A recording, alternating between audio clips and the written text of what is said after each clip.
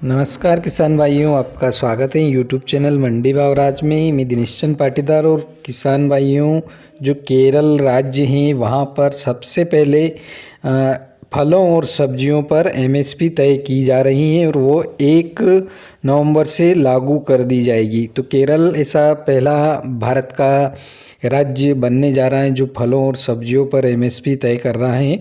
तो 1 नवंबर से जो केरल का स्थापना दिवस है, एमएसपी के तहत कुल 16 फसलों को कवर किया गया है। सब्जी की उत्पादन लागत में एमएसपी 20% अधिक होगा। यहाँ तक कि अगर बाजार मूल्य फर्श की कीमत से नीचे जाता है तो उपज एमएसपी पर खरीदी जाएगी। राज्य को अपने फल और सब्जी उत्पादन के साथ आत्मनिर्भर बनाने के लिए प्रोत्साहित करने के लिए केरल सरकार ने किसानों को उनकी उपज के लिए एक न्यूनतम समर्थन मूल्य एमएसपी देने का फैसला किया है। 1 नवंबर से जो केरल का स्थापना दिवस है, एमएसपी के तहत कुल 16 फसलों को कवर किया जाएगा, जबकि धान, गेहूं और गन्ने आदि के लिए एमएसपी का स्थान रहा है। लेकिन यह पहली बार जब भारत में किसी राज्य ने सब्जियों और फलों के लिए न्यूनतम खरीद मूल्य तय किया है।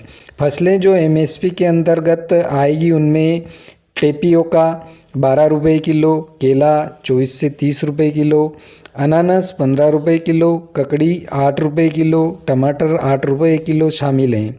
गोभी 11 रुपये प्रति किलोग्राम, गाजर 21 रुपये प्रति किलोग्राम, आलू 20 रुपये प्रति किलोग्राम, बीन्स 28 रुपये प्रति किलोग्राम, चुकंदर 21 रुपये प्रति किलोग्राम, लहसुन 139 रुपये प्रति किलोग्राम, लौकी 30 रुपये किलोग्राम, एश लौकी 8 रुपये प्रति किलोग्राम, करेला 30 रुपये प्रति किलोग्राम और लेडी फिंगर हैं जो 20 रुपये प्रति किलोग्राम के हिसाब से एमएसपी तय की जाएगी। केरल सरकार के अनुसार 16 वस्तुएं सबसे पहले एमएसपी प्राप्त करेगी और भविष्य में इस योजना के तहत अधिक कृषि उत्पादकों को कवर किया जाएगा।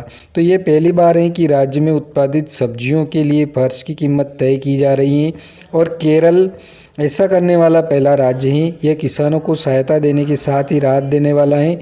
देश भर के किसान संतुष्ट नहीं हैं, लेकिन पिछले 4.5 वर्षों से केरल में किसानों का समर्थन किया है और सरकार के राज्य में कृषि के विकास में मुख्य रूप से लक्षित कहीं पहल की है। तो एमएसपी सब्जी के उत्पादन लागत से 20% अधिक होगा। बाजार मूल्य फर्श की कीमत से नीचे जाने पर भी उपज किसानों से एमएसपी पर खरीदी जाएगी। उत्पादन को गुणवत्ता और गुणवत्ता के अनुसार वर्गीकृत किया जाएगा। एक आधिकारिक बयान के अनुसार फर्श की कीमत गुणवत्ता के आधार पर तय की जाएगी।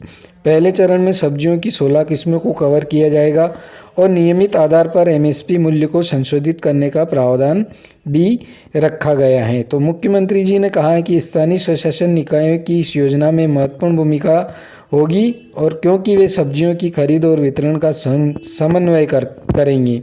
इस योजना से प्रति मौसम में अधिकतम 15 एकड़ सब्जी की खेती करने वाले किसान को लाभ मिलेगा। वे फ्लोर प्राइस का लाभ पाने के लिए फसल का बीमा करने के बाद कृषि विभाग के पंजीकरण पोर्टल पर पंजीकरण कर सकते हैं। पंजीकरण 1 नवंबर से शुरू होगा।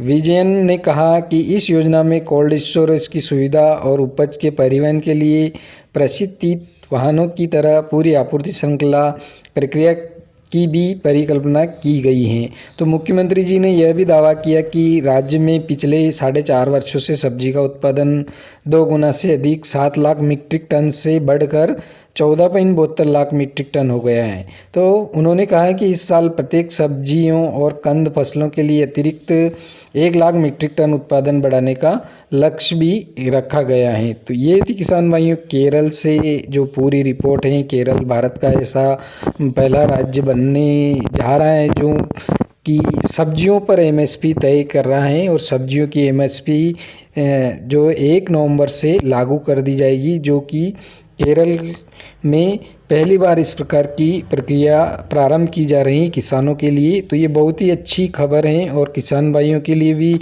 काफ़ी अच्छी खबर है, क्योंकि केरल अगर इस प्रक्रिया की शुरुआत करता है और सफल होता है तो अन्य राज्यों में भी इस प्रकार की प्रक्रिया लागू की जा सकती है। अगर किसान भाइयों वीडियो पसंद आए तो लाइक कीजिए, सब्सक्राइब कीजिए, शेयर कीजिए। जय जवान जय किसान, धन्यवाद।